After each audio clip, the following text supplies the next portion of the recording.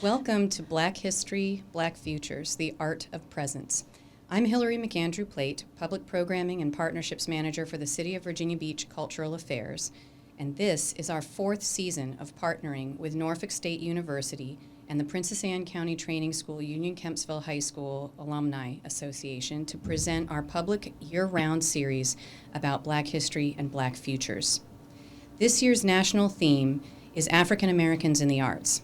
So today we're focusing on the art of presence, holding presence in an industry often dominated by white people, in an industry often rewritten by others, and in an industry that can often be mystifying.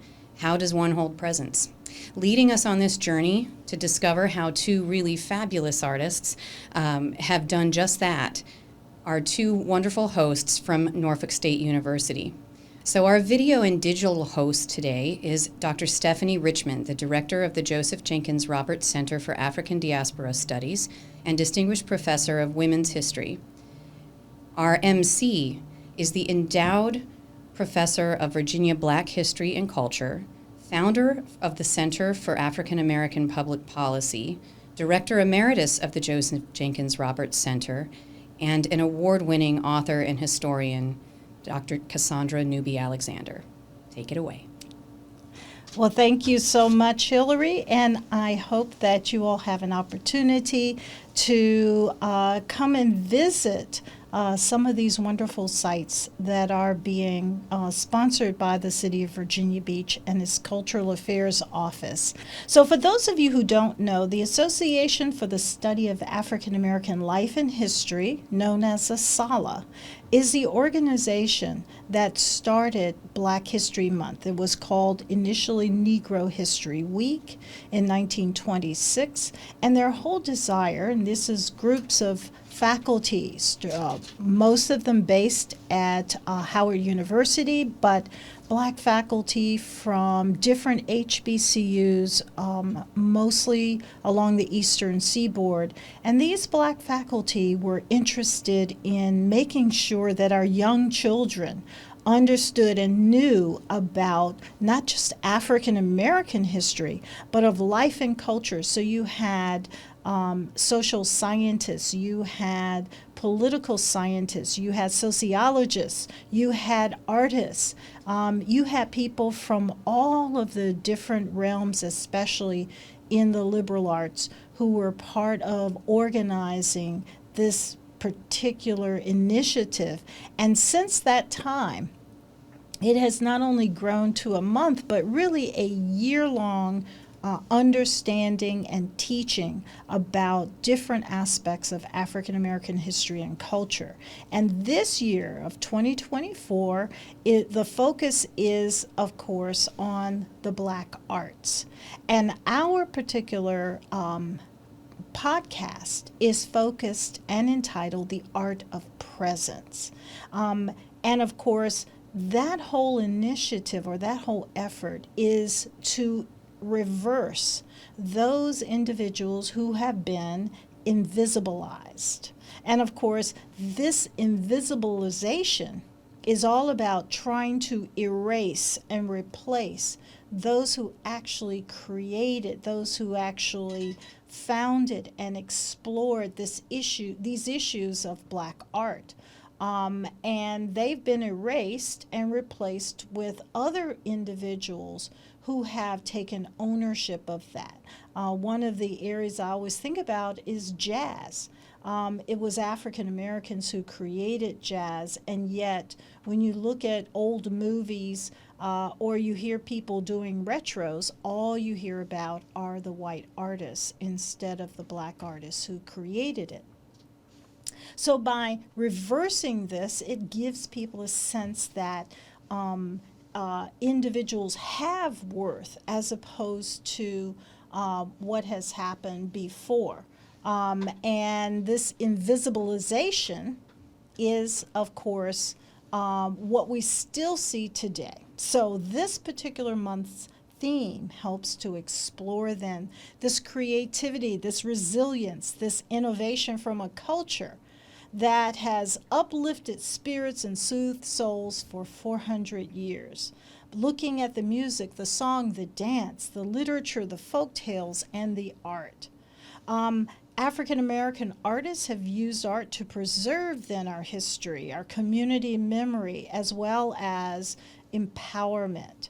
And so some of the different forms, the different eras, like the era of the New Negro, Black arts and Black Renaissance, hip-hop, and Afrofuturism have been led by African Americans. And of course, many people don't even know these different areas. The New Negro was a period starting in around the turn of the 20th century. It was outspoken advocacy of dignity and a refusal to submit to the practices and laws of Jim Crow. During the period of Black arts, Black Renaissance, you think of that as the Harlem Renaissance, this was a very influential period in which literary, artistic, musical, theatrical movement emerged. It was in this post-World War I period where artists focused on taking ownership of Black representations, moving it away from these racist stereotypes into a focus on Black identity and life. And so when you think of some of the poetry that came out of this era, you think about Aaron Douglas and his artwork. When you think about the jazz artists, going back to Cab Calloway and Duke Ellington, these are individuals whose works still are with us today. They are still cast and reformed, but they laid that groundwork. And then the era of hip-hop that emerged. And of course, rap music really has its roots in very ancient West African initiation traditions for men. But hip-hop became a cultural expression of what began as rap music, and even some of the things that happened before they started calling it rap music. And though it is seen primarily through the lens of music, it also is an engagement of visual arts, fashion, literature, and the spoken word. And it is a space where people can talk about race and social change. And then, most recently, we've seen the emergence of Afrofuturism, which is a cultural aesthetic that combines science fiction, history, and fantasy to explore the Black experience. As a science fiction fan for many, many years, I never saw representation of African Americans in science fiction. In fact, many critics of science fiction films and books have argued that this was a way that whites were trying to erase Blacks from the future. And of course, when you saw films in the 70s and 80s, of course, the one Black person who was in that film was always killed. So that you, once again, you would include them, but you would erase them as continuing in the future. And so Afrofuturism is changing that whole narrative and eliminating the racists that are the racist ideas that are part of that. So to begin our discussion, I am very pleased to introduce our panelists. The first one is Judine Sommerville, who is a recipient of the Stephen A. Goldberg Award, the F. Lamont Bellin Arts Scholarship, and the Legacy Robe Honor, awarded the ensemble member who has performed in the most Broadway musicals. She has performed in 5 original Broadway musicals, including the 8-time Tony Award-winning musical Hairspray. She was part of the original singing trio sensations, The Dynamics. She reprised her role for NBC's Hairspray Live, directed by Kenny Leon and choreographed by Jerry Mitchell.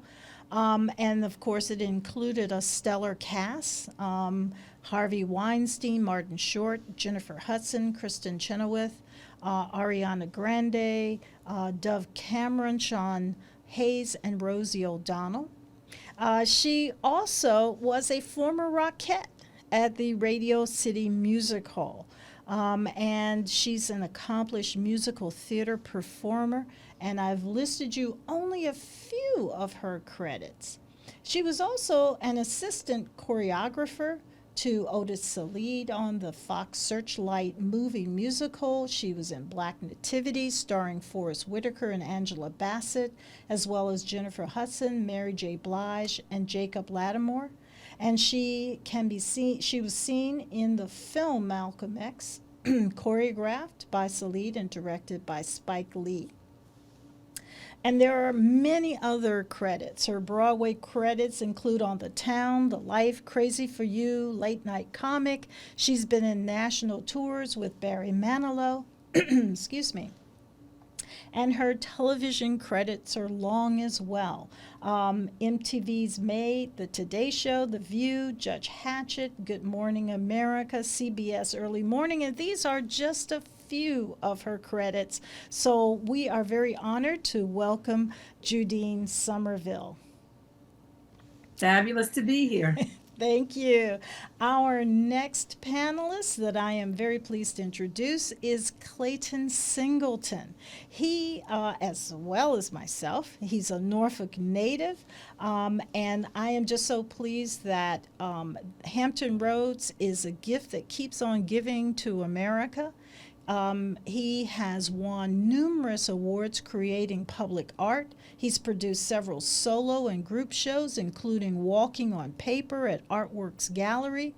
His most recent works have included art installation performance at Sono Gallery, Look Beyond at the Art Center, which is at the Selden. It was to benefit Autism Society of Tidewater and the Norfolk Republic.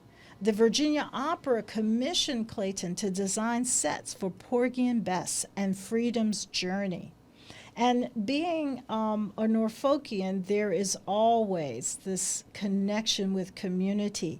And so he has served as a member of Norfolk's All-City Teaching Team, as well as the Arts Center Board of Directors and the Norfolk Arts Commission. Clayton's artwork is about our ability to create our own stories. He layers and juxtaposes things that are central to his treatment of appropriated vintage photos, wallpapers, and texts. He's also helping to rewrite Norfolk's art curriculum, producing solo exhibitions, defining beauty, for example, at the Sandler Center for Performing Arts, The Cultural Shift at the James Wise Gallery at Norfolk State University, The Love of the Game at the Virginia Sports Hall of Fame and Museum, and Valedictorian, which consists of paintings, mixed media, and video. Clayton is exhibited at the Virginia Museum of Contemporary Art, the Chrysler Museum of Art, and has co-curated regional group exhibitions such as Now, African American Artists in Tidewater. And he has produced a solo exhibition, Future Love Paradise, which toured for 2 years. Welcome, Clayton Singleton. Thank you. It's good to be here. Wonderful. Well, I'm going to start us off with a whole series of questions, and there are going to be a few times I am definitely going to ask Hillary to join in on the conversation.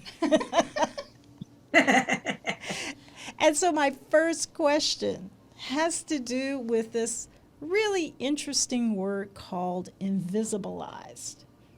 And I hope you notice there's a picture that I selected that I think highlights that idea of being invisibilized. So I'm going to throw it out first to Clayton. How have African Americans been invisibilized? What's funny is I think that picture says so much about it. The picture is a hoodie without a person in it, right? And hoodies have this dual resonance depending on who's wearing the hoodie, right? The fact that no one's in the hoodie just sets with me that we can have these garments that people wear, but black people aren't in them, you know? And I think that walks across a lot of what we do, as well as, like, for example, in the school system, when we don't have images of artists that are by black artists as major elements of art in our curriculum. You know, we have the Turtles, you know, with Leonardo, Michelangelo, all these guys that are always present. They're always present. But we don't have Kevin Cole. We don't have Rashid Johnson. We don't have these people. You know what I mean? You might get a Carol Walker nowadays.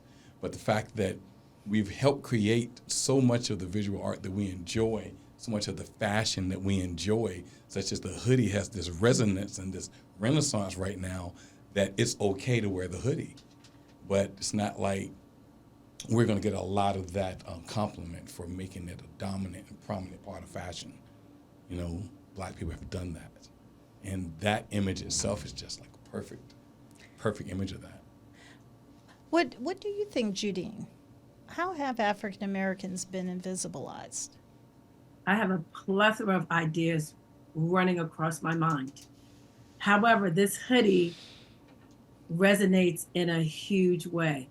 I have a 19-year-old son, and I don't have him wearing a hoodie outside because I don't like the way that the establishment looks at that. So, piggybacking on what Clayton said, it's really, I get emotional about it. It's a situation, meaning that we are not given credit for all that we create. And I also feel like that hoodie represents where I'm from and where I live, not the best for kids of color. But Caucasian kids could wear that, and it means a totally different thing.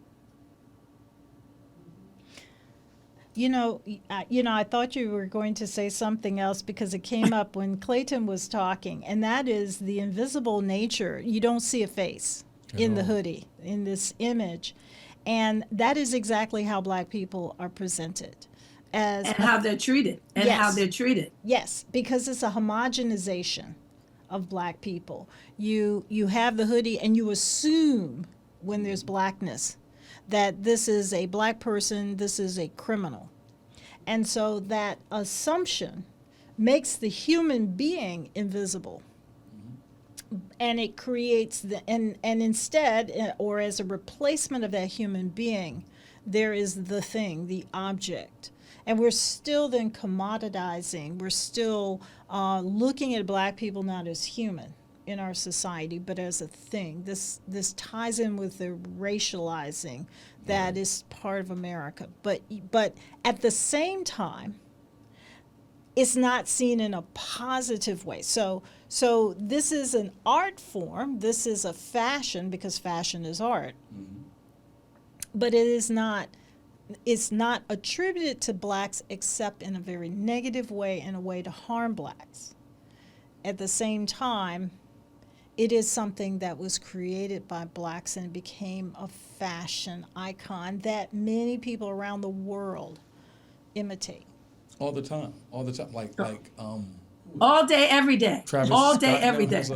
Has like a hoodie line with these large, looks like Constitution letters on them, right? And excuse me, when you think about like the gray hoodie, particularly, you think about Trayvon Martin, and you think about the kids in my school that wear hoodies all day long, regardless. It was a big deal to have the hood down because it was less threatening, you know? And especially you've got this black kid that walks in with this hoodie that you can't see his face. And this thing of, I have to be able to identify you, you know? And that does set in a sense of criminality. Like, I need to know who you are in case I need to tell someone what's going on. And that's just so true. As a parent of an African-American boy, what goes through our head of what they're wearing, how they're viewed, how the cops are going to look at them, it is traumatic. Thank God I pray and I'm in constant communication, and I connect with other parents, but it's a serious thing. And also in the school system, Black boys wearing that is not looked upon as okay. Whereas, again, your Caucasian counterpart could wear that and there's no discussion. Not fair, okay? We create the energy, the fashion, the looks, and the establishment just goes and they're there and they're wearing it, and we get criminalized for what we do. Sneakers. Right. I mean, it goes on and on. When our son is by himself traveling on the train, he has these fierce Kevin Durant's that we bought for him because we took him to the game, et cetera, et cetera. But he doesn't wear those sneakers if my husband or he or him, we're not with him. He doesn't wear them because that's a sign that, somebody could take them. And we've already seen that happen, in real time on YouTube. And it's a sad commentary. It's not okay. And it gives me agita. Well, I'm also thinking about how in the past, Harriet Jacobs comes to my mind, and this is an African American woman who had been enslaved, and after she freed herself by running away, she eventually became the primary seamstress for Mary Todd Lincoln. And she actually created a lot of the fashion. Everybody looked at what Mary Todd Lincoln was wearing and imitated that style of clothing. Never mind that it was Harriet Jacobs who created that style. She was an early stylist, but never received credit for any of it, never received financial benefits from the fashions that she was created. It would really take until the 1960s before you would begin to see some Black fashion artists and designers getting credit for the work that they did. And so when Judine, I believe it's your point, and that is about how when white people wear something that's created by Blacks, it's not stereotyped. It's not made negative. It's fabulous. Exactly. Oh my God, it's amazing. Right. Meanwhile, when it's a hoodie, it's like skate culture versus hip hop culture, but everything is hip hop now, right? Right. And sneakers you have a sneaker collection now, based in hip hop. Champion, the brand Champion was like not a great brand. Now it's a great brand. It's amazing. It's amazing. Timberlands. Timberlands come in colors now, okay? Yeah.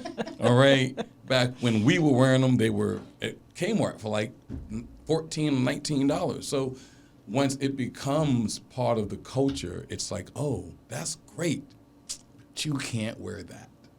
We're going to take that. It's almost like the commodification It's of the it. Is that even a definite word? When the commodification. It's the commodification definite happens, commodification. that's when the invisibilization takes place. Right. And then you begin to see a society dehumanizing another human being through fashion. And which I think is the same process. People say the money can be made here off these folk. We're going to make the money off these folk. But these folk can't have any other money. Whether it be through music itself, whether it be through the writing, whether it be through the literature, whether it be through, we're in America, like name it that Black folks haven't been commodified. From our bodies to our thoughts to our dreams have all been commodified. I can't own it, but somebody else can own it. And that's where that's exactly what that is. I think that's why it's so important to have conversations like this about how are you holding presence in the market in spite of that. Right. Because holding presence is a form of resistance, and I know that's another episode, but I think it's really amazing to look at this next question you're about to go into with them with, what are the things that are happening that or that you yourself are doing that are ensuring that your presence is not invisibilized, that any monetization or commodification of a good that you've made Right. is flowing back to you. Ownership. That ownership's so important. Ownership. You have to have ownership, and that's like, it's always been a big deal, but now it's like, it's easier to do, I think. Ownership. Like, artists are And always also- like, I want my masters, it's ownership. Ownership is everything, and I also would like to bring to the fore that those moguls that have made it in the industry, in some way, they're teaching us, you got to own your catalog. You got to own Jay-Z, Michael Jackson. They're showing us by example, this is what you have to do. And yeah, I have to fight for what I know is mine. We don't always hear that conversation that's going on with contracts and things like that. But if we're paying attention, it is about ownership. It always has been, but now I feel like it's easier access to make that happen. And I think people are now aware of that. I don't know if people were really aware of that you could own what you did. I mean, when we look back, a lot of agencies and a lot of managers were all basically Caucasian, managing African-American acts, big acts. And if they didn't know how to speak up about what they needed, what they wanted, and in most cases back in the day, they couldn't do that. This is what you do, this is what you did, and that's what you're getting, and that's it. Go on and perform, or you don't. And come in, you can't sit in the audience. You got to come through the kitchen and stay in the back. Are you kidding me? Are you kidding me? Well, no. I think no and no. I think it's really interesting that you bring that up, Judine, because one of the things that you and I went through back in the day was looking at how contracts were so geared toward the interest of the institution bringing you in. And this was an institution that was really all about increasing equity in the arts, but the contracts were still sort of stuck in the Stone Age. And you and Eric Scott Kincaid and I and some other artists sat down with legal and said, we have some questions. Why can't they own some of the media rights now that we're videotaping these things, now that we're recording these things? And what I found that was really interesting as a producer was that a lot of artists still were not asking questions when being handed a contract. Not that they should have to, but you're not just artists, you're a business. And as a business, those contracts have to serve you as well. And so for me, it was a really interesting learning curve to watch artists, and particularly artists of color, come through, and some of them very young, not asking questions. And then, well, what's my role as a white person in this scenario? Make them ask questions. It doesn't mean that I'm against my employer. It just means that I'm saying if we're going to do right, you need to know what's going in this contract. And if you're comfortable with it, then be comfortable with it. But if you're not, then ask the questions. And that is sort of that first step in taking ownership and making sure that you have that, whether that's for a record label or a one-off gig or a podcast even. Judine, you had something? I just think now with social media and TikTok, these brands are going after people that have signed up and, are just on social media. I think it's really important to ask the questions. Even myself as a performer, 5 Broadway shows, former Rockette at Radio City. This particular year, I worked with some people that I had worked for many years. And I just automatically assumed that they would do right by me, and they didn't. And I realized that I have a lot to offer, and I need to be able to ask X amount of questions and be able to be satisfied with that before I sign anything, even though if I've known you for 20 years. So I'm still learning it, and it's really, really important. Well, you all have said something that reminds me of some of the last words I heard from Little Richard. White people stole my music. He said that for years. And of course, as you began to peel back the layers of what he was talking about, like Pat Boone's recording of Tutti Frutti, then you find out, yes, indeed, they did steal his music. They did not pay him for any copyrights, and there were problems with Black people owning the music that they wrote. Hillary, you were talking about Stax Records, and so can you kind of go into that a little bit? I'd love to do a little name drop. Somebody that I admire very much is Miss Vanice Thomas. She's the daughter of Rufus Thomas, the founder of Stax Records. And one of the things that, I grew up I grew up trying to be an actor, right? But I'm not a singer, so I was not going the way of Broadway with Judine. In fact, I recently had a snapping turtle run away from me when I sang. So what I was hoping to do was some drama or film, but so I hadn't really thought a lot about the music industry. So when I was sort of accidentally, on purpose, put into the position of producing a lot of musical artists, I had the ability to meet and perform and host Judine, but also Vanice's show. And Vanice's show is all about the women of the blues. And she traces the story of Black women who were not provided compensation for their contributions as backup singers on record labels. She talks about how if they were compensated, it might have just been for that recording session, and then there were never royalties, never residuals.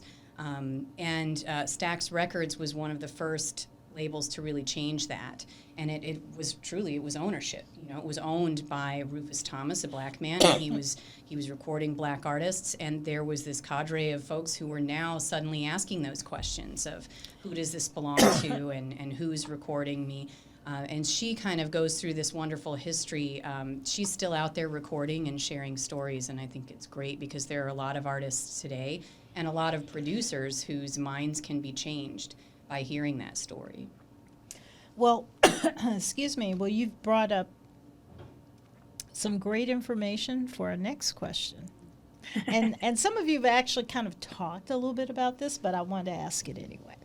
So what efforts have you made throughout your career to reverse this trend of erasing the presence and contributions of African Americans? And I'd like to throw that question out first to Judine. I never really thought about the way that I lived my life and my career, that I wanted to keep that presence. I'm being honest. I never thought about that. However, throughout my career, you start to see the way people rock and roll in the world. You get to see how things are really done when you're in meetings with casting or you're around the creative team. And I've thought a lot about this because I've had some really great opportunities. I've been to some amazing spaces that this girl from Bed-Stuy, from the Lafayette Gardens housing projects, would only dream of. And I would have to honestly say that I am just being my authentic self, meaning I had a lot of great, fabulous people around me growing up. And although my dad wasn't around, my mom and my brothers, and in the projects, it's a community, for better or for worse. People are there to help you move through your life. And I feel like because I had that foundation of church, I attended the High School of Performing Arts in New York City. I was on scholarship at Alvin Ailey. My elementary school teachers, who I am still in touch with, at 6 years old said to me, "You matter in so many ways," and things of that nature. So I feel so blessed to be able to, when I take that stage, when I'm in that dressing room, when I'm in rehearsal, I carry myself as if I am a leader, as if I am a star, and a star in the most positive sense of the word. And I'm always helping that next person to be able to be their best. And that's how I feel I have been able to reverse the trend of society erasing what we do. I'm concentrating on myself, and I think if you can do that, you are sending a message to others that this is how it's done. And people take notice. They may not say anything, but in years later, they'll come up to you and say, my gosh, you were so positive and inspirational to us in rehearsal. I mean, if it wasn't for you, ... So that's how I feel I've been able to keep our presence and be real in the room with conversations and not be afraid to speak up. I'm not afraid to speak up. I'm not afraid to speak up, and I'm not afraid to raise questions. And if it doesn't make sense to me, I'm going to take you to the side and I'm going to ask. You know, I think we need more of that. I think that will just infuse the community to feel like you don't have to be against the system. You just need to know how to navigate it. You know, you've brought up so many important points. And before I comment any further, I'm going to throw that question out to Clayton. Wow. Sir Clayton, you're on, huh? Tis I. What's crazy is it's basically how I try to walk through the world, right? Being a teacher of the great late tale of where all dreams come true. It's like everything about what I do is about making sure the kids know about their presence. Everything I do is to reinforce the fact that I don't know the percentage. It's high, like 94% of the kids are black kids go late tailer. That could be wrong, but it's high, okay? In my classroom, the cabinets are painted like mud cloth, right? Bulletin boards are streaked with red, black, and green. We have mirrors that sit on the tables and mirrors placed around the classroom so they can see themselves, you know? The ones that sit on the table are called I love you mirrors. So you can see yourself and tell yourself I love you, right? Like it's this constant reminder that you're present and that you're part of the people, like you're part of the population on the planet and that you're here, right? So then we like totally slide that academically. Had a kid, she's a Puerto Rican girl, she's a freshman this year. She pulled me to the side one day. She was like, Mr. Singleton. I said, yes. She's like, I've had art classes before. I'm like, okay, your work kind of shows that, you know, good job, right? She's like, you show a lot of black artists. I'm like, yeah, I do. You know, because we need to know that black people create art. Mm-hmm. Like black people aren't just, quote unquote, dancing on TV. They're not, quote unquote, singing on the radio. They actually create art. They actually choreograph. They actually design things. They actually are architects. Like there's this array of people that you may not have heard about because of what your limited immediate access is.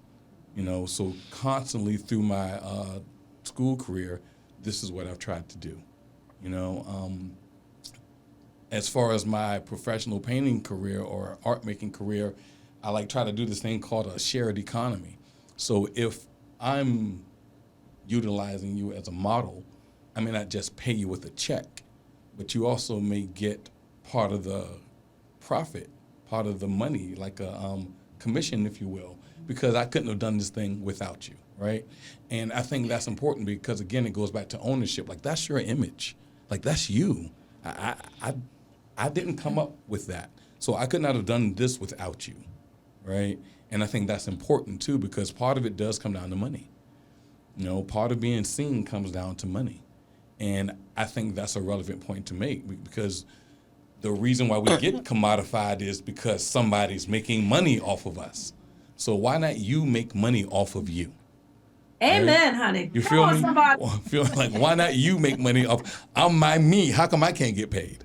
Right. So I really do try to do that. And then even deeper than that is that I have helped to rewrite the curriculum that we use and to help kids get a broader array of who they get to learn about so that there are multiple histories, plural. It's not just one history that we learn.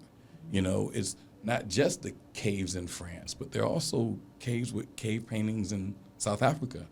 There are also caves with cave paintings in India. You know what I mean? But we don't talk about those things in the Hansen. You know what I mean? So those things are necessary to let the kids know that, hey, we've always been here. We didn't just show up in this piece of the world or this part of the world or this part of our culture. We are integral. We are necessary. right? These street lights and these stoplights, somebody was looking like me. So we do these things constantly.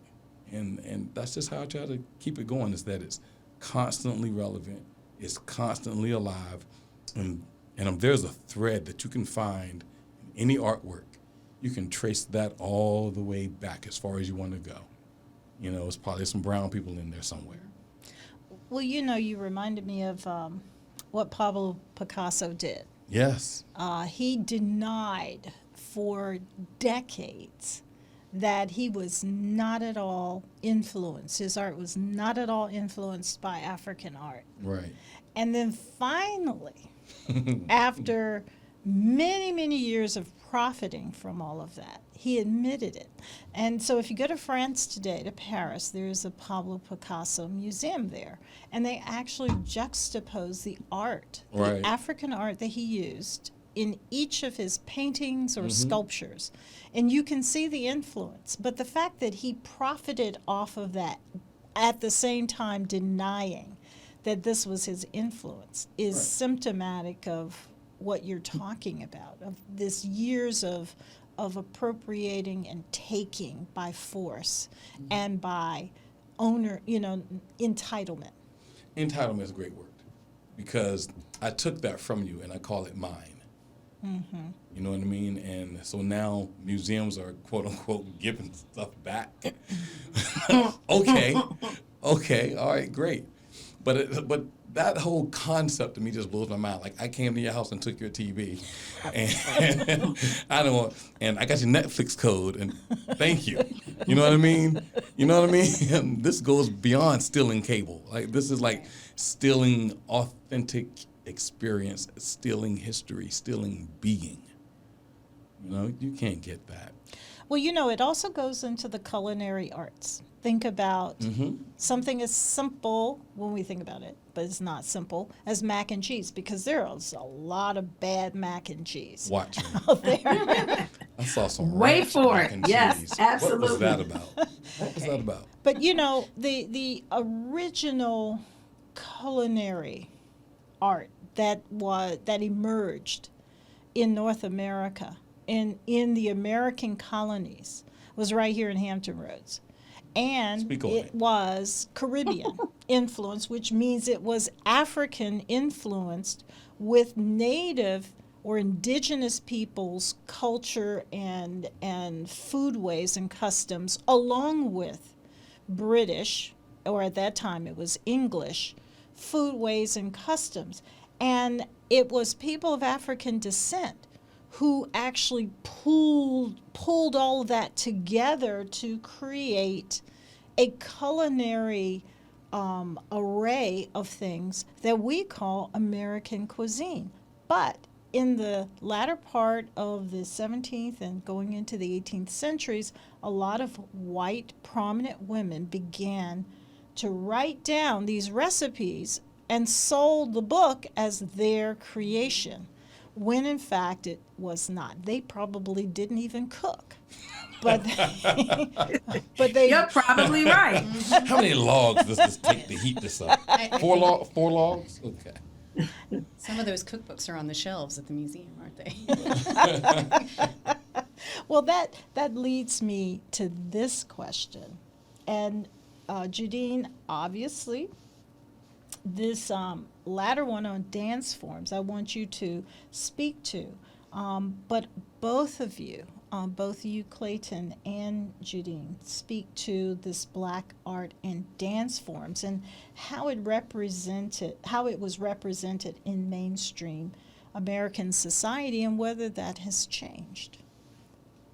So I think it has changed in some ways. I mean, what comes to mind is hip hop.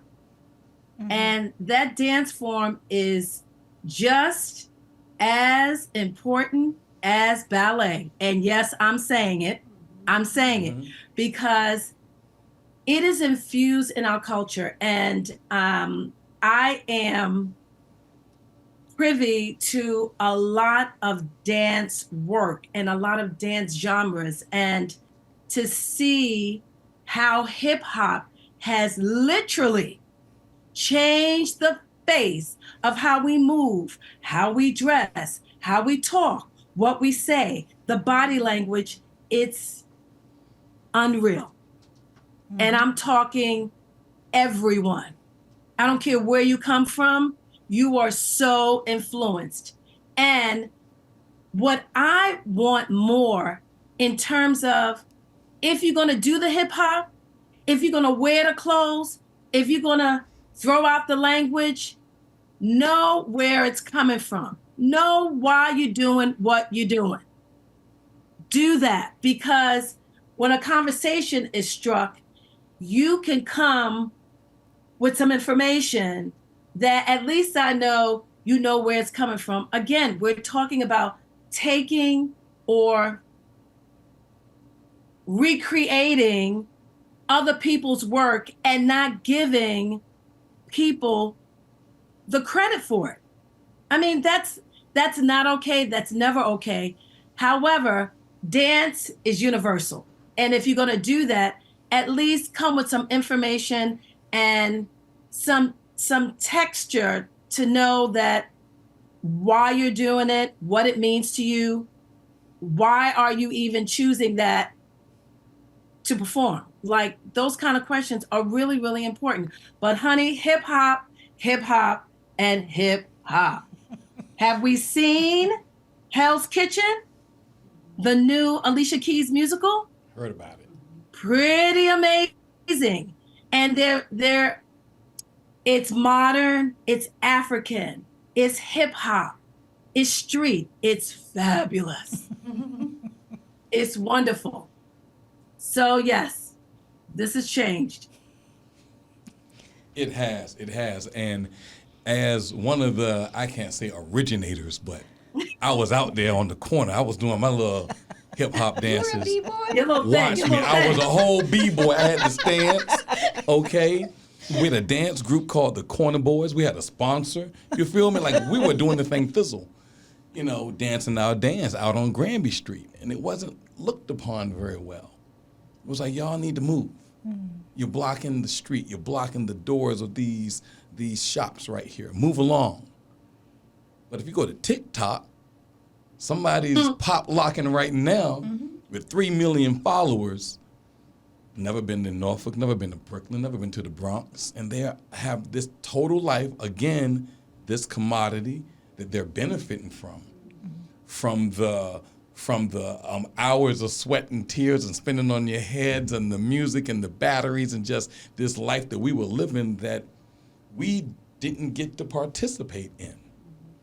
You know, right? And there's this other dynamic to it. I don't really know how to phrase it, so forgive me. If I do it, that looks cool. But if a non-black person does it, oh, they're really good at it. No, they would never say that about me. They Well, would be like, but "That is right. horrible." You know what I mean? You know. Because I've tried. We've done history of hip hop have you done as a that? program, and I'm not good. And no one would ever say, "Ooh, that's good." And it blows my mind that when But yes. I was doing it, it wasn't good enough. But now that the kid that's got the Google Pixel commercial does the little head bop thing, he's got a couple of little moves. This dude's a millionaire. Like, true. right. So again, it's this. When it belongs to you, it's not worth much at all. But when it belongs to me, the value of it increases. Right? Your body as your own, it's not really worth a lot. But your body working for me, making me money, your value increases. And it's this like constant fight between worth and value. So what you're really saying is that the template that America put into place that we call slavery Yep. has not changed. Hasn't changed. Changed the name. Because I've always had this thing, once it's legal, it's okay. We just gotta make it legal. We just gotta say it's legal and it's okay. So I can take from you all day long, oh, that's stealing. When I make it a law that it's okay, oh, I'm not taking from you any longer.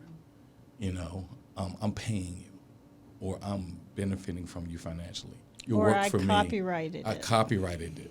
Those are your words, but I got to the office first. That's my seal. Oh, yeah, that's my patent now. How many patents have there been, right? Well, the first the first spiritual that was published came in part from Lewis Lockwood, who was a white missionary who came down to Fort Monroe in September of 1861. And the first spiritual, because the spirituals came from Hampton Roads, Right. the first one that was published was Go Down Moses, which I find to be ironic. Right. And they really did not credit the people who they heard singing it.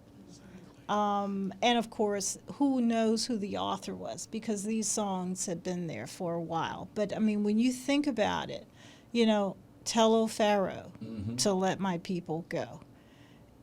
That had so many different messages. And yet, the people who profited from that publication, whether they recognized it or not, had stolen from other people and had not paid them what they owed. They had appropriated that.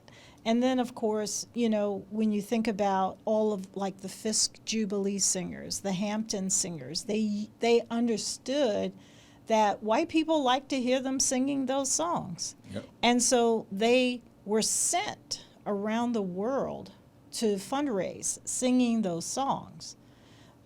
But they themselves actually never received the benefits, the financial benefits of that.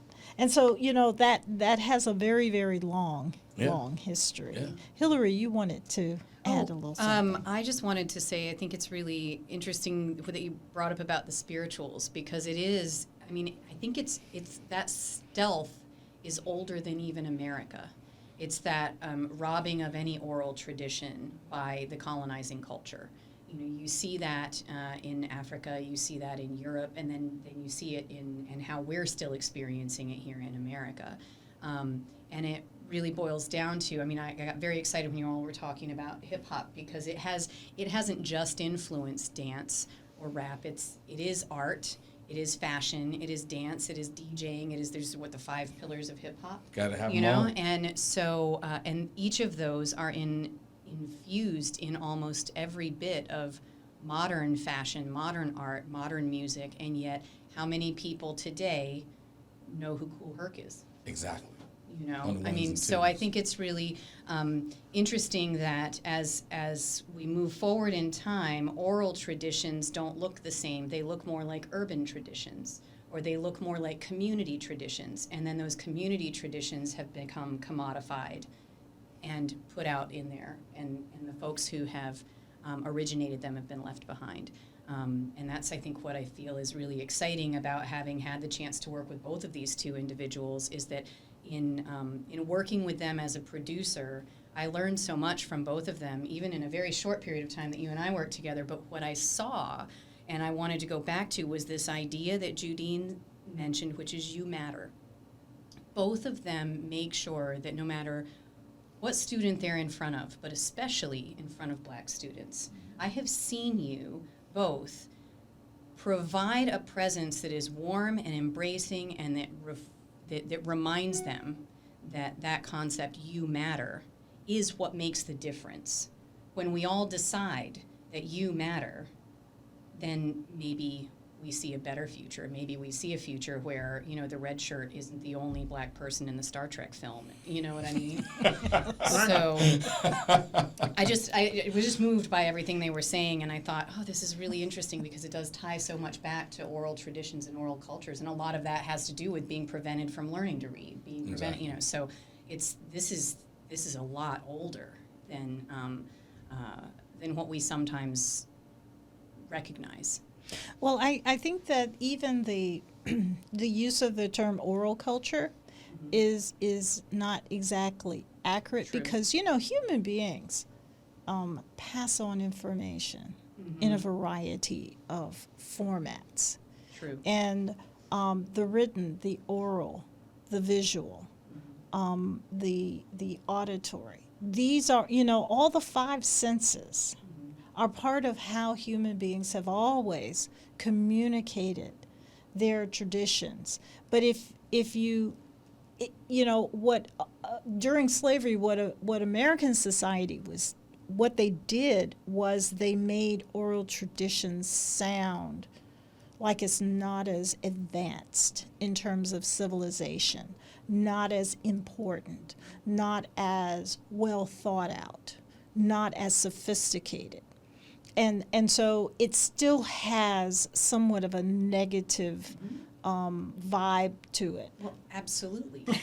Well, this kind of moves me to the next question, and I'm going to speed us up a little bit, though I've been holding you all back with these questions. Well, what challenges and experiences have you had in your career as an artist, Judine, as a dancer? That's a great question. I've always thought of the glass half full instead of half empty, and my blind ambition made me see things as someone maybe looking on to my experience on rose-colored glasses, right?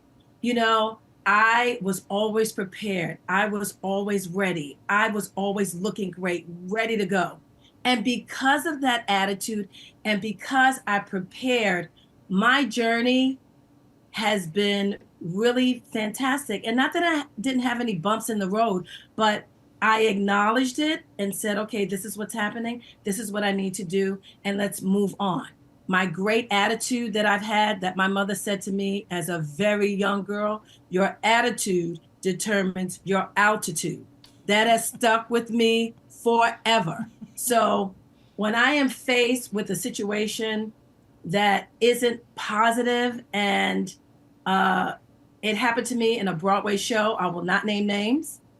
However, there was a new choreographer that came onto the scene, and he was really ambitious and good, and it didn't work out with the creative team, and people took sides, and the powers that be had a talk with me and embarrassed me in front of people and things. And I had a moment, and then I said, you know what, I don't need to be treated like this.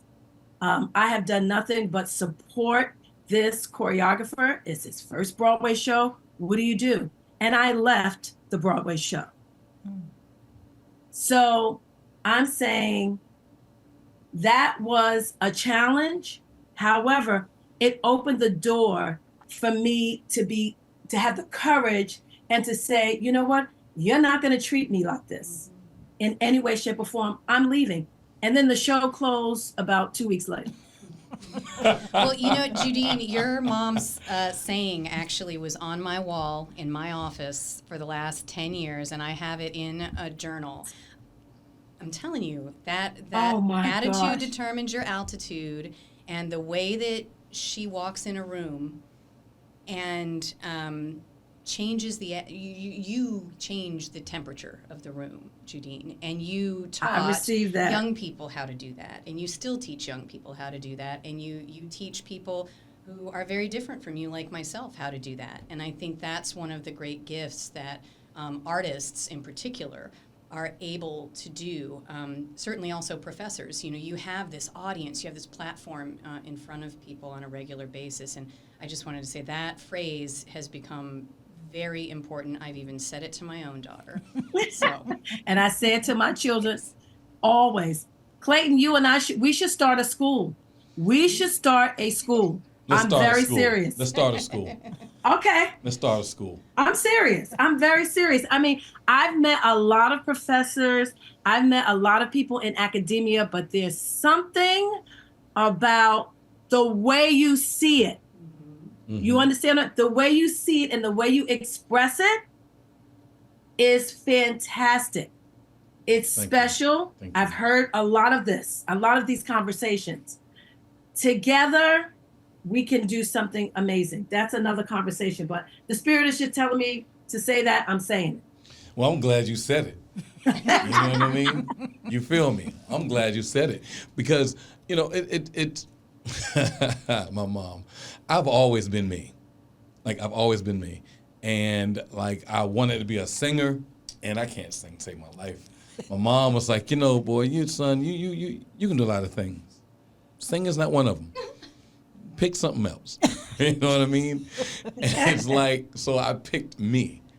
And by picking who I am and just how I move through the world, like I've always been this way, and I'm going to do it. Like I'm going to do it. Like if I say I'm going to do it, I'm going to do it. And nothing's going to stop me from doing it. Even if I go broke while doing it, even if I lose friends or favor while doing it, I'm going to go do it. And I like with my artwork, I've been in this weird space most of my career that it's, to some people, it's not, quote, black enough, right? Because it doesn't follow the, I heard a guy call it struggle art, right? My artwork's not about struggle per se. My artwork's about love, and it's about who you are as a human being. But he never Right. mentioned any of those other things. He just looked at it and thought struggle. No. It's- It was that it wasn't struggle. Right, like in order to Oh, be it black wasn't. art, In order Oh, to it be wasn't. black art, it's got to be struggle art. You know what I mean? Like, I Right. had, Oh, okay. I had this poem like years ago that was basically, this lady called me wanting to know if I did black art. So I asked her, what exactly do you mean by black art? And she was like, pictures of African dancers riding in the back of the bus with Harriet, Martin, Frederick, and I can't remember the rest of the poem, but it's like, that's what people would come to me for. And it's like, oh no, I don't really have that. Like, oh, well, no, thank you. I had someone come to interview me and were asking me about my art, and the question that they asked me was, do you find it difficult to get into shows because your artwork is of black people? I'm like, no. Literally, she did like this to the on-camera guy. She turned and she went, a little cut jank. She cut it. Oh, Now, my goodness. this was back when they had the whole jank on their shoulder, and it was huge. So he had to kind of do, oh, okay, well, let me put this down. But it wasn't the conflict that was necessary. That's so much like scripting reality Yes, TV. You know what I mean? Because yes. when I see your art, what I see is the modern joyful experience of being a black person. You know, that idea that that's the color of the person in the image, but that doesn't define or limit your ability to experience joy or the beauty of the Exactly. world. The pieces you've done with the butterflies and the encounter with the natural world, and Right. I mean, all of that, to me, I think that's one of the things that sets you apart from so many artists and should be embraced, is that the black experience does not always have to be a struggle. Exactly. And my work really centers around the fact that it doesn't have the white gaze. Like the white Right. gaze is not necessary for my work. But in some artists' work, it is. And it's valid work, and it's beautiful work, and it has value, and it's important. But that's just not where I sit.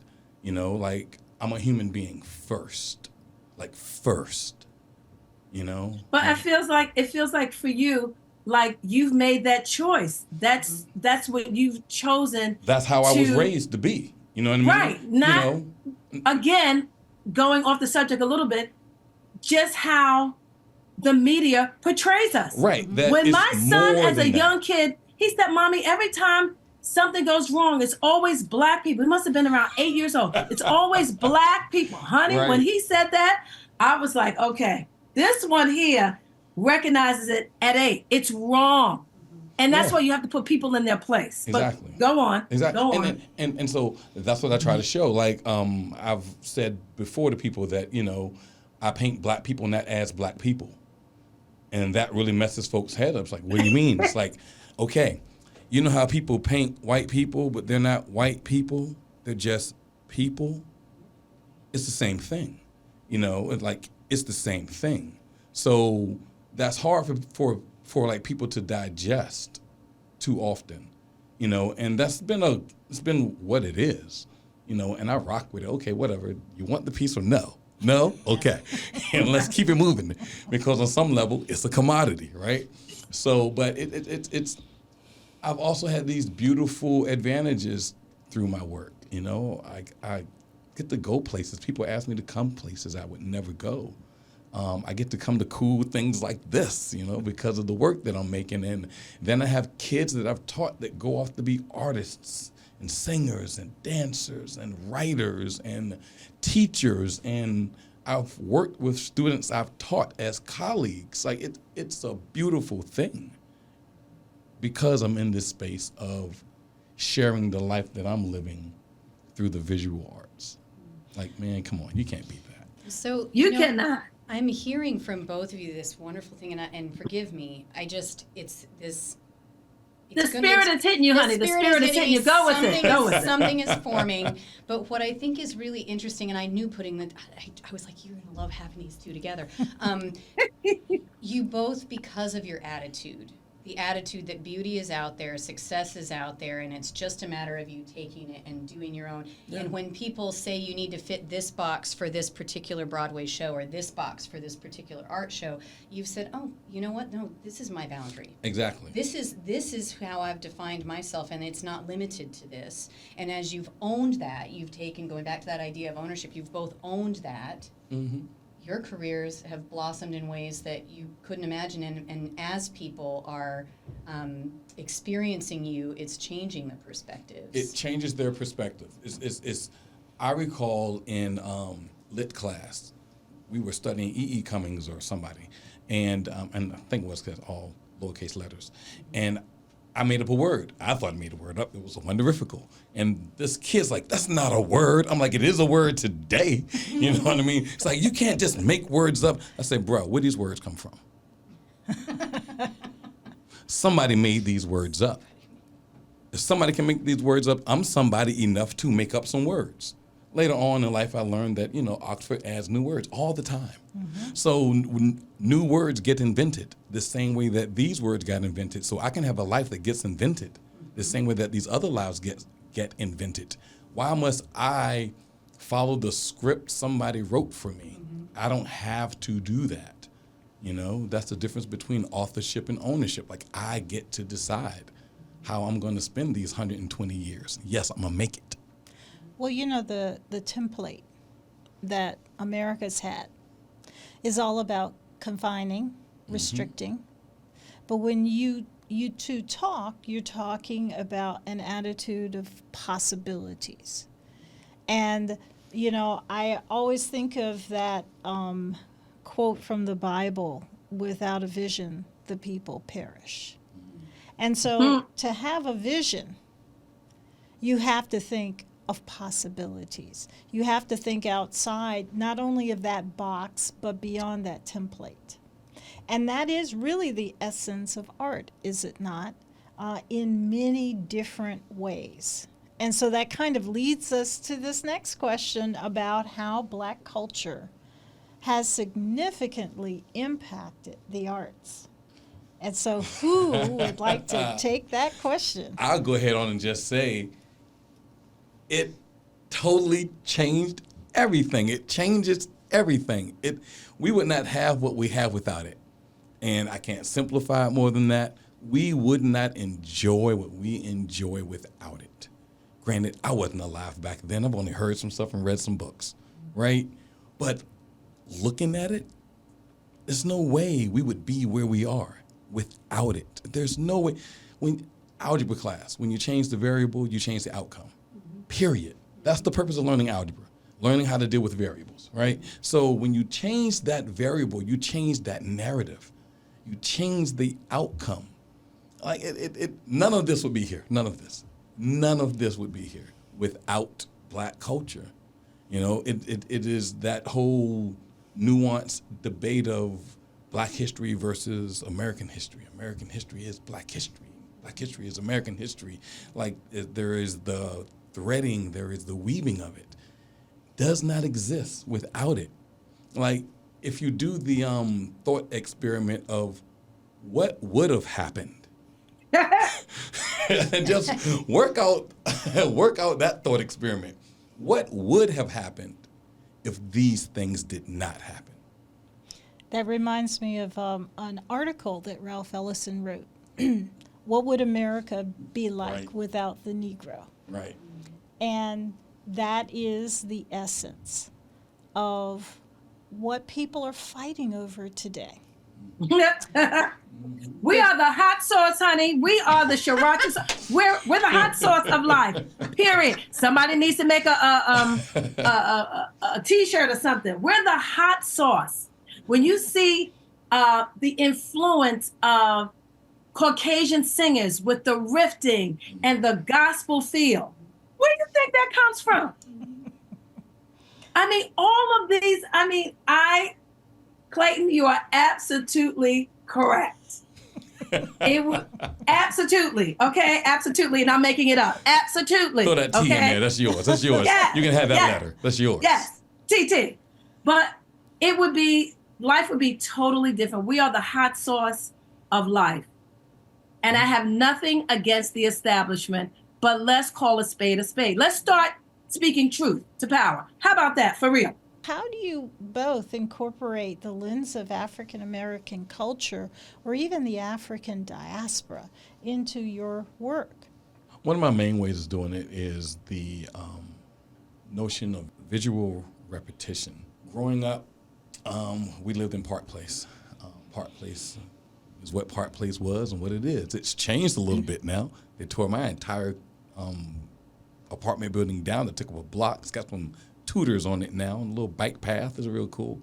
But we didn't live in this bland environment. It had energy.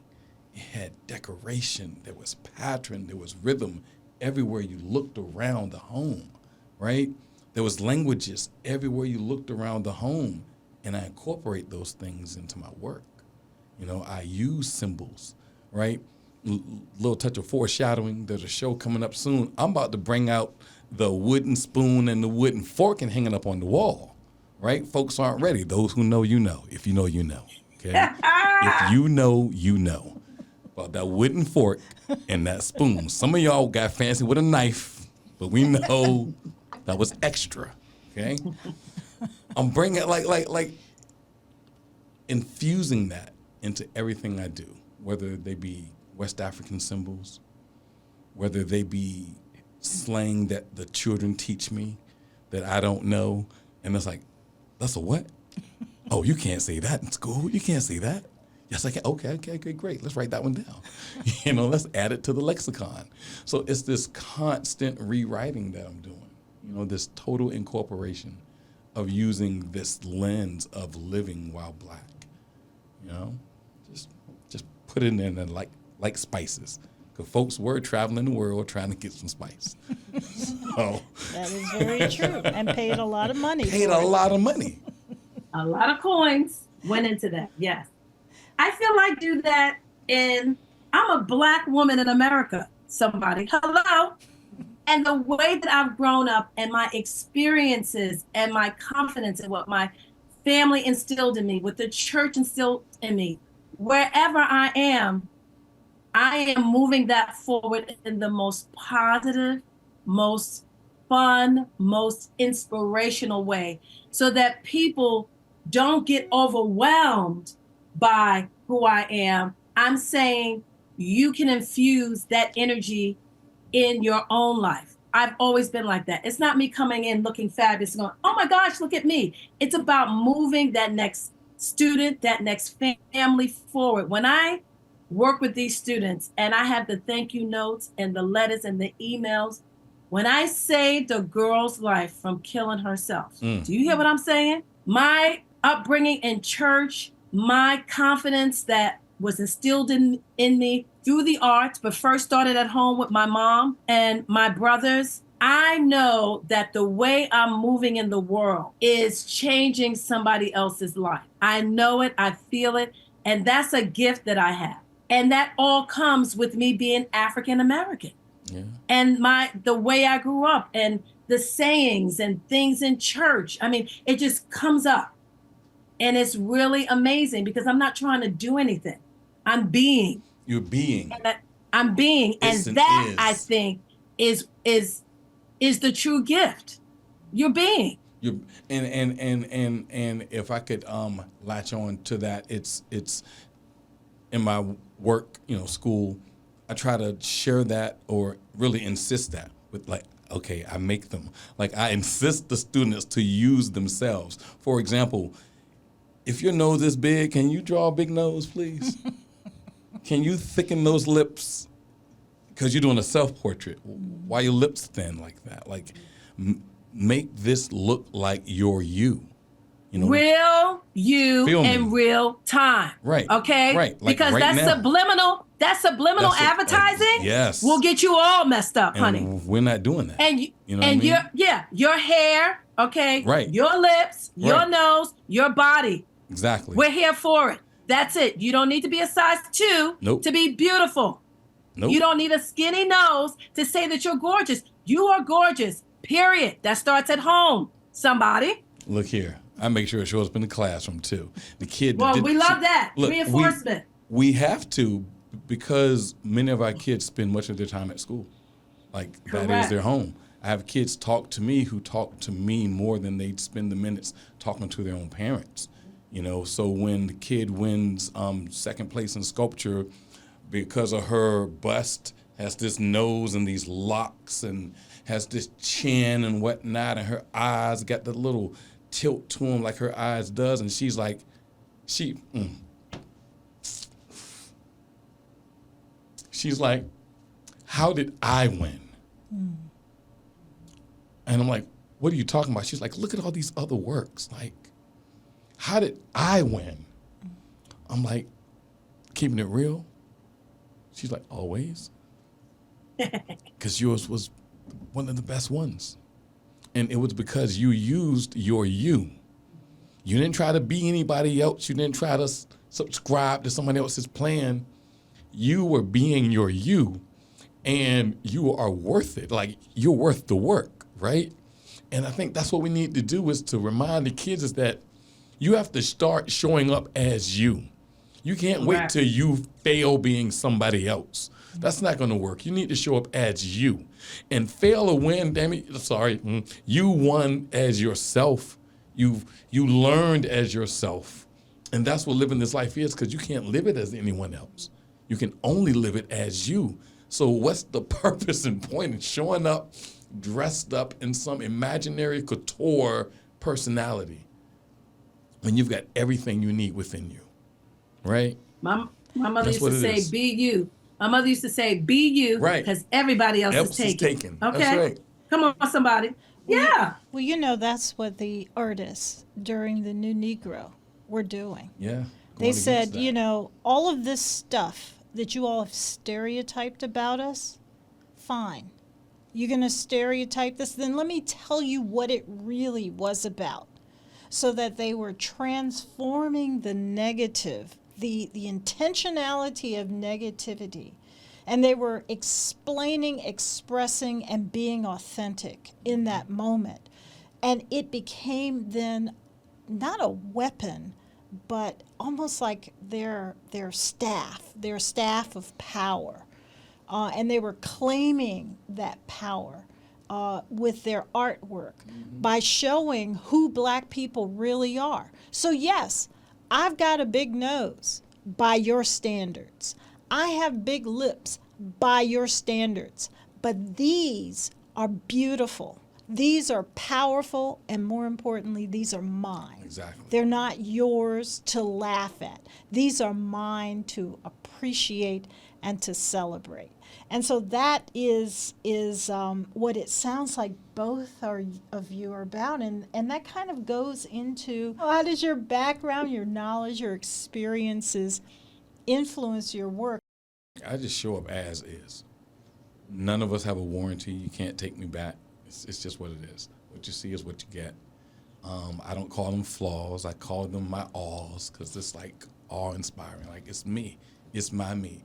Out of all the possibilities on the planet, on the only opportunity for me in the history of the universe, forever.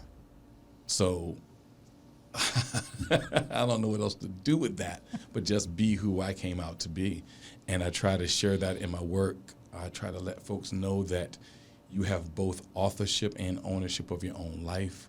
Write your script, say your words, sing your song, dance your dance, live the life that you create, and you can actually create it. It doesn't exist already.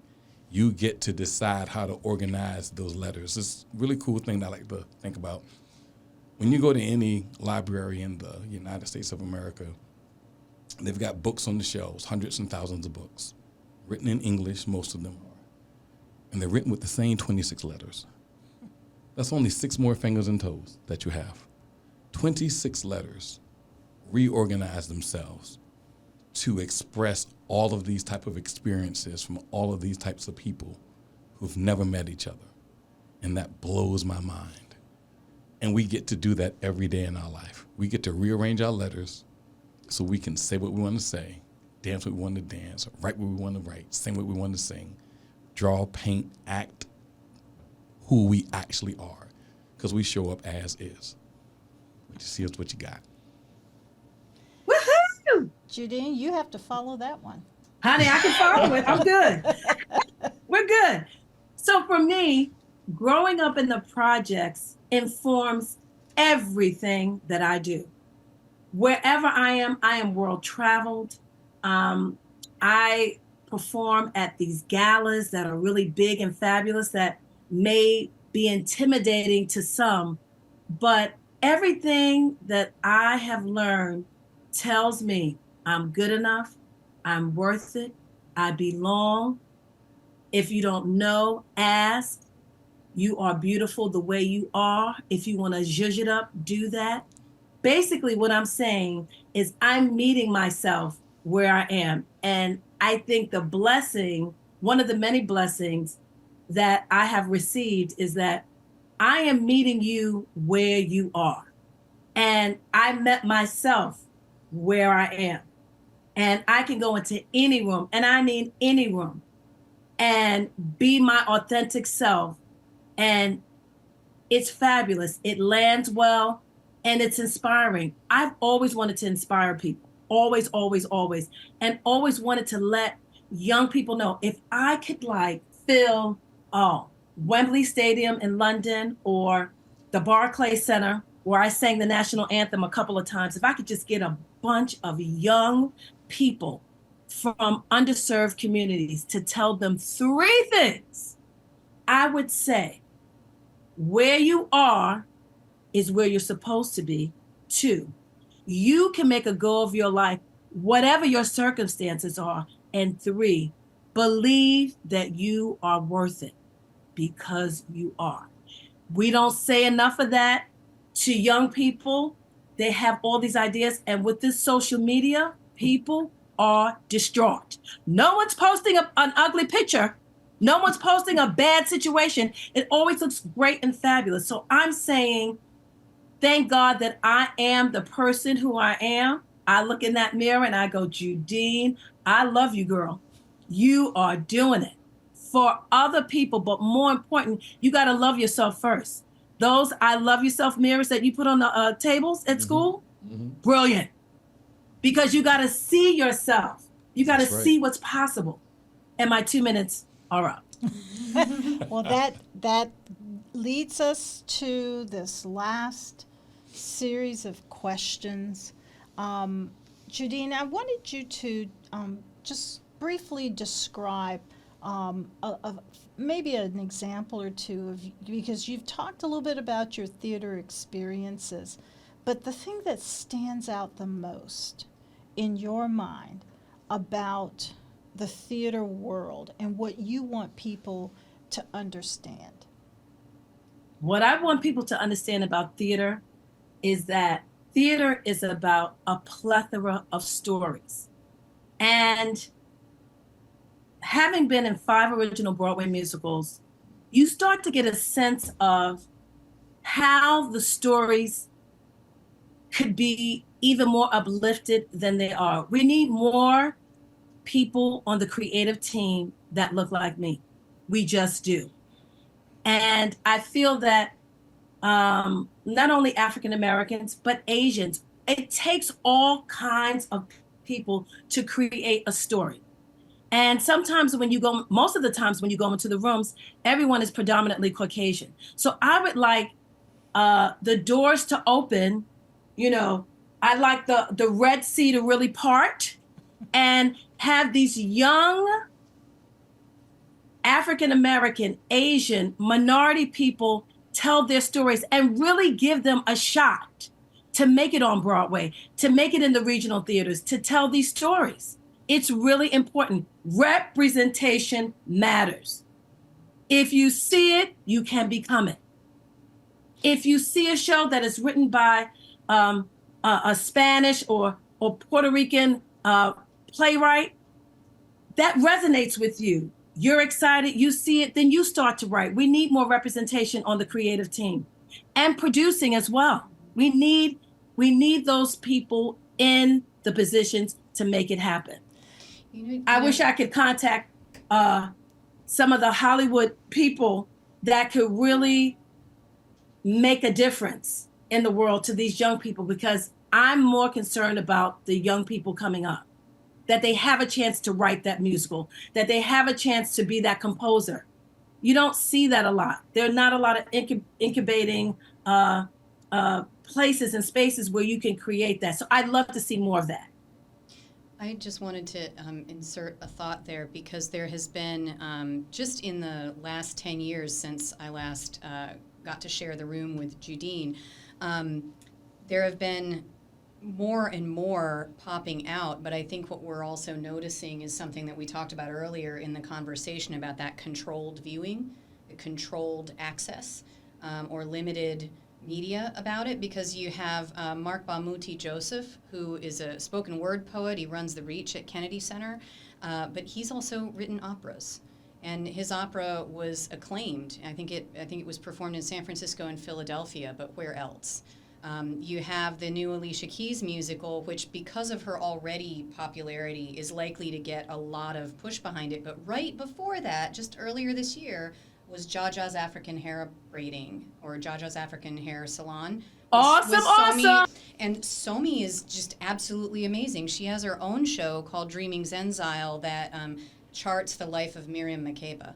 And so you see so many more of these, but 10 years ago, when Judine and I were doing Meet the Artist, you didn't see any of those. Yeah. You were just starting to see Lin-Manuel Miranda Correct. pop out. And but now, since there are all of these others, and I think it's really a question of, it's not so much that they're not there, it's that maybe the media is not giving them the playtime in order to amplify the platform that they're taking. And people like myself as a producer need to understand that we're in a position sometimes of being able to assist in amplifying that message. And we therefore have a responsibility that if we are from the majority of people in the room, to say, no, I think that's a good idea, we need to give that more playtime. No, that needs to have a space in our roster for this year. And that's what producers do. I mean, it, that's what producers do. Yeah. But that's the making sure that it's an intentional focus on giving the amplification, or on asking those artists what do they want to see amplified. You know, if you and I were going to do a show, Judine, or you and I, Clayton, you know, what do you want to see amplified? As the producer, I'm not here to tell you what to do. What do you want to do? How do we create a space for that? I think you're right. I think, yeah, they're out there, but again, they're not in the mainstream, right, as they should be. And they're super talented people. Right. So this is my last question. Tell us about your work in art education. You all have both really talked about it. Mm-hmm. But, you know, in kind of putting it all as a summary, and what is the response that you get from students? You know, what's missing from the public support of arts? I think I can answer this quickly, going backwards. Mm-hmm. What's missing from the public support of the arts is we still think art is extra. Yes. Ding, ding. We think it's spice alone, no meat. Like just walking around like eating cinnamon all day. Like, that's not going to work for you. Did you do the cinnamon challenge? Did you try this thing? Excuse me. But we, culturally, as Americans, art is extra. It's a luxury. It's this, that, and the third. It's not a part of my mainstream. It's not in my everyday. And I think that's the biggest obstacle that we have. And we have, like in Norfolk, is doing things like more public art. Public art is an easier way to get people interested and to introduce the art to them, because it's easier to put it outside than to try to bring everybody outside, rather to try to bring everybody inside. That's a bit more challenging. So when you put it outside and you make it accessible, it makes it okay. So now I can do this art thing, and it's for me. And I think that that's the big thing, is having people understand that art is for you, because art is about you, or it should be, right? So that's like the biggest obstacle. And as an art educator, my whole gig has always been, for the past 30 years, of you are in the art. You are in it. You know, you are art yourself, and whatever you do and you speak, that is your artistic creation. So trying to get the students to understand that, and actually putting that in voice when it comes to conferences, and helping to write curriculum and doing presentations and explaining, hey, this is how we as human beings behave. This isn't an extra thing that rich people get to do. This is a thing that all humans naturally do. Children draw before they write. They dance before they walk, right? Like, so it's who and what we are as an entity. And that's been my charge through art education, is to share that obvious truth and get it settled in our bones so we can keep creating that. Yeah, that's the gig. That's wonderful. Judine? I think I'm going to pick up on what Clayton said.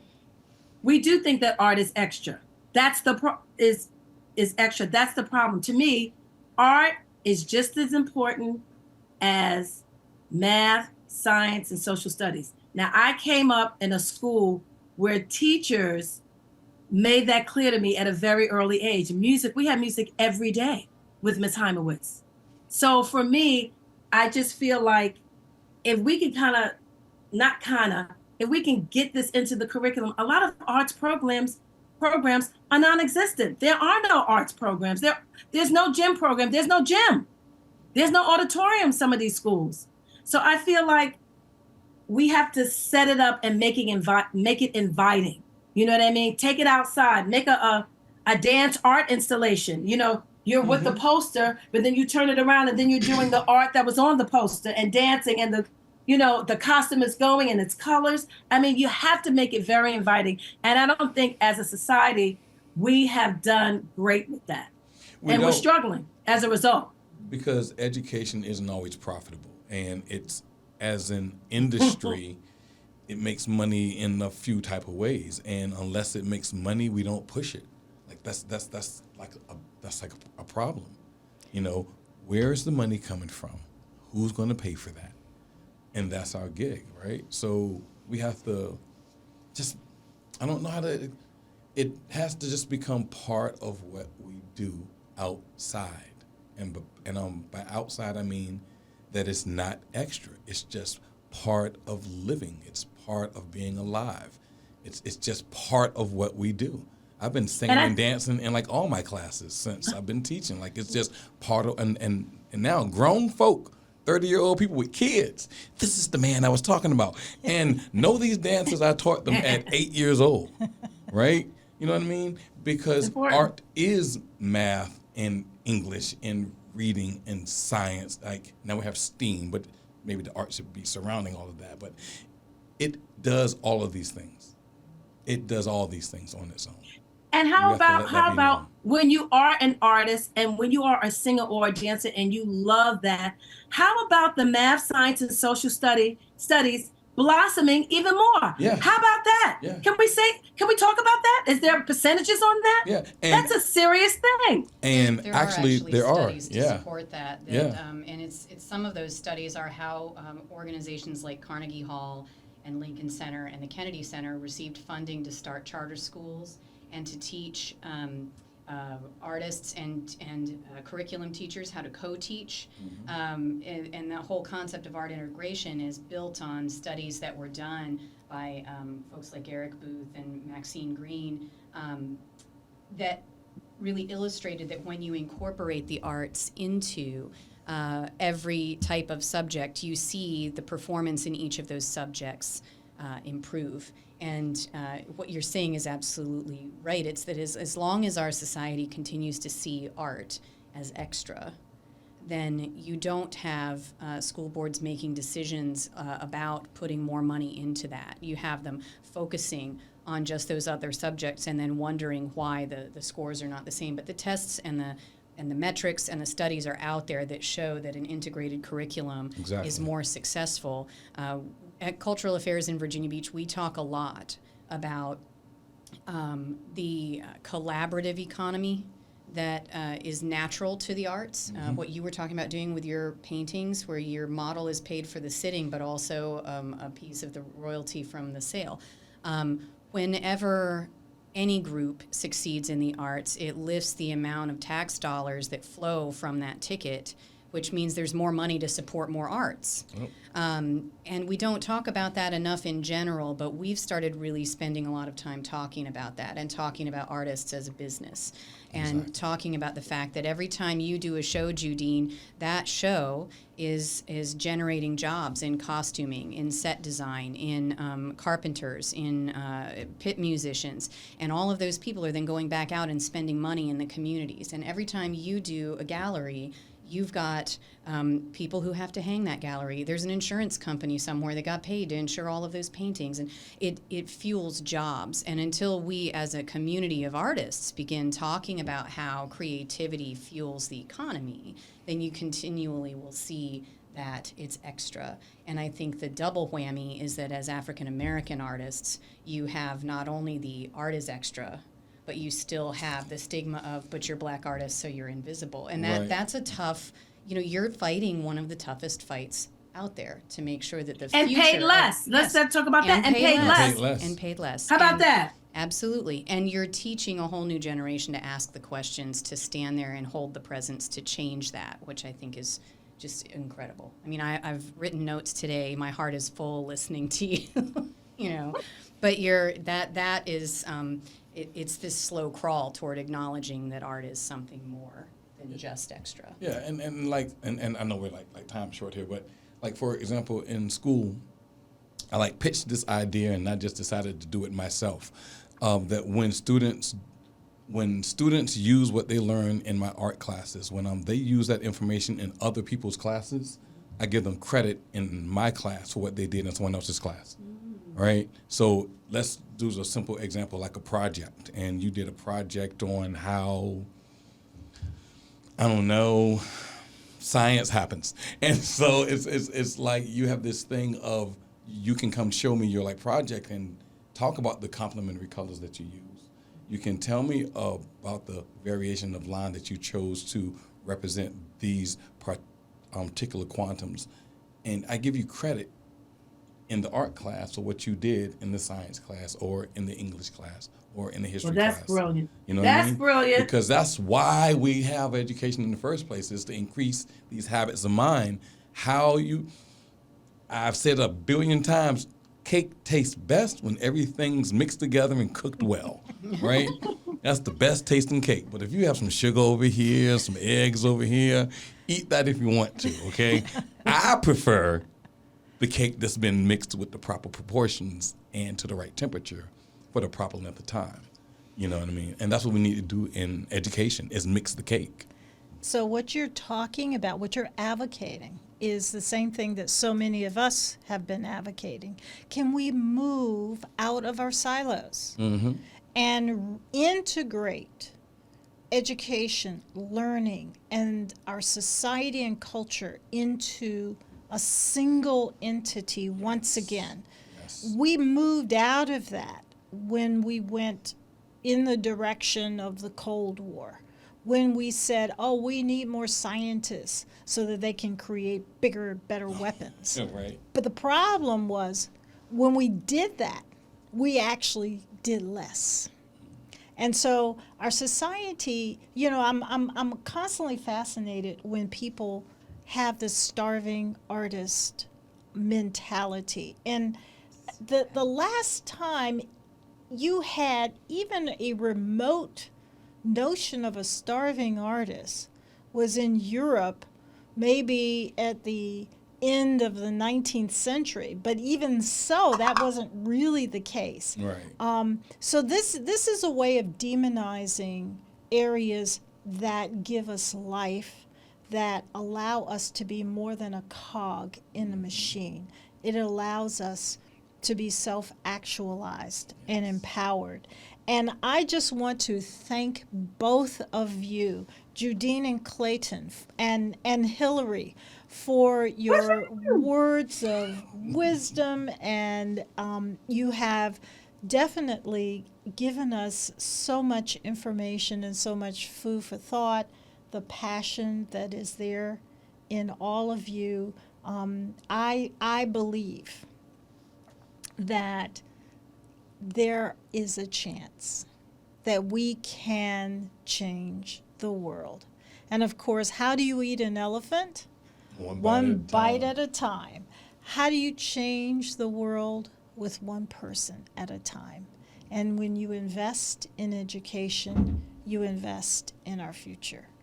And so with that, I am handing this back over to Hillary to close us out. Thank you, Cassandra. I am just honored to even be in the same room. The three of you loom large in my mind, having made incredible impressions on me. From Virginia Beach, we want to thank Norfolk State University and Dr. Newby-Alexander and Dr. Richmond and Mr. Maynard Scales and Hot 91. And I can't wait to see where this podcast journey takes us. It certainly inspired and educated me today, and I think it'll do that for many others. Thank you very much.